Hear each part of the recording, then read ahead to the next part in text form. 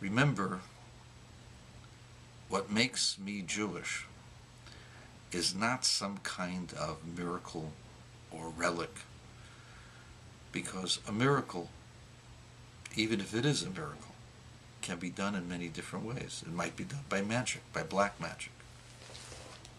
It may be done by some sleight of hand or some scientific maneuver that we can't understand. We don't believe because of tricks or because of miracles. We believe because God revealed God's self at Mount Sinai.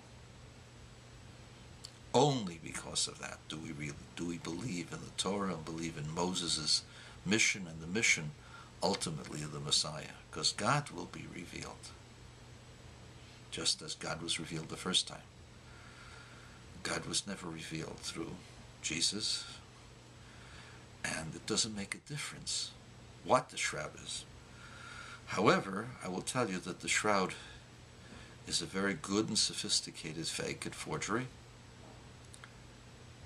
Besides the fact that the head and the back could not be together, and I know that people claimed that it was three-dimensional.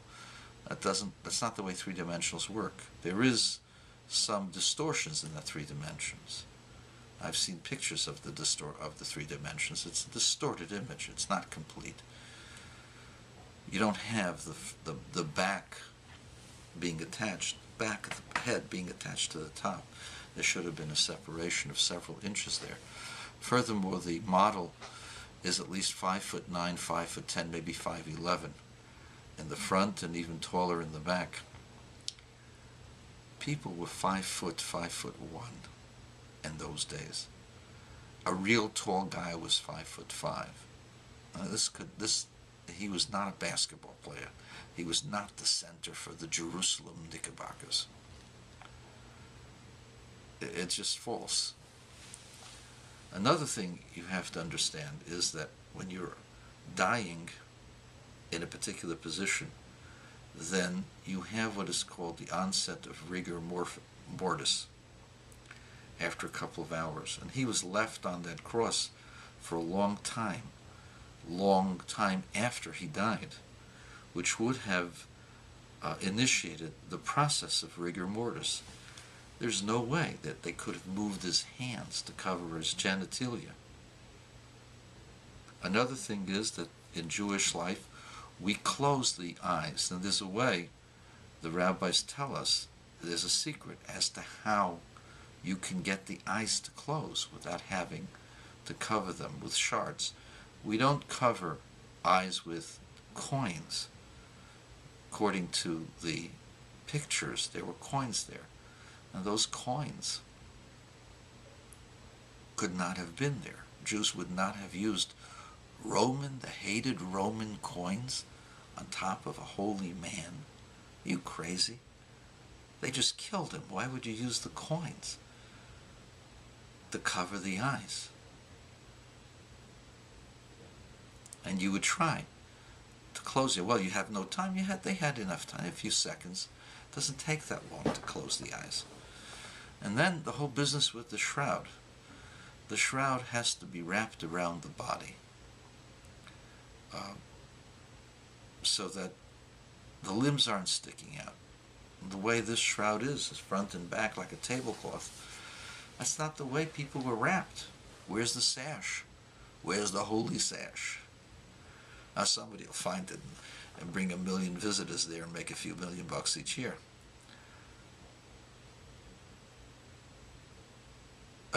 Shrouds you use to wrap and dress a body. If it was a plain straight sheet, they would have wrapped it around him, just as they would have wrapped the sudarium that they call it calls a sudar. They would have wrapped the whole body in a shroud, and that would have been too small for their needs. And therefore, whatever image would have gone on it would have gone not in a straight line.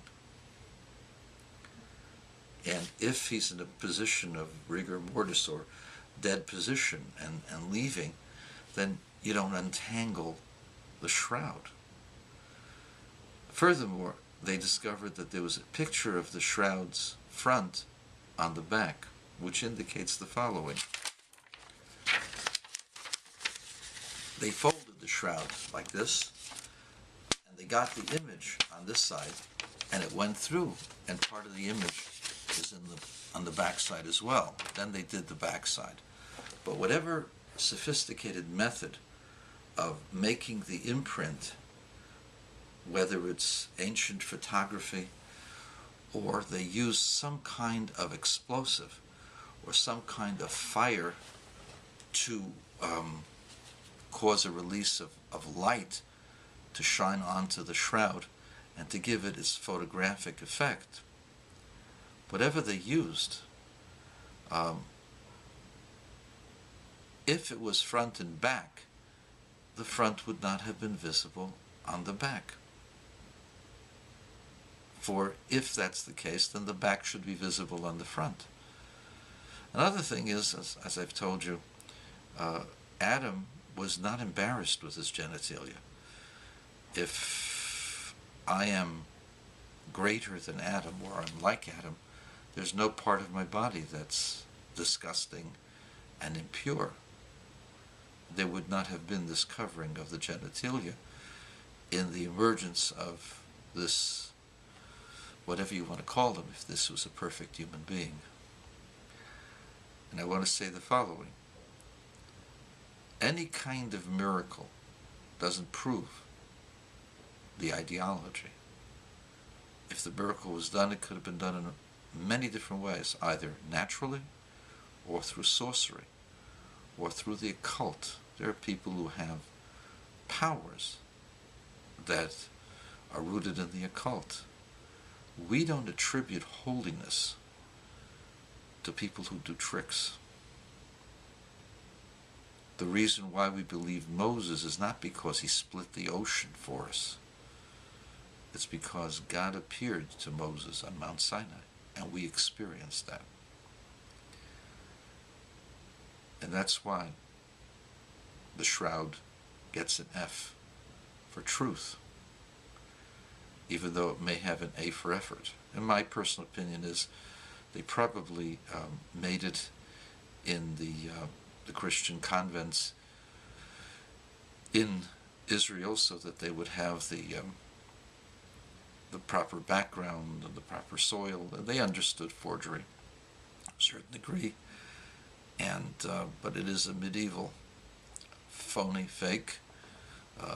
Either they had a model made of clay, or they had a live person who must have been very tall for his time, might have been killed in battle.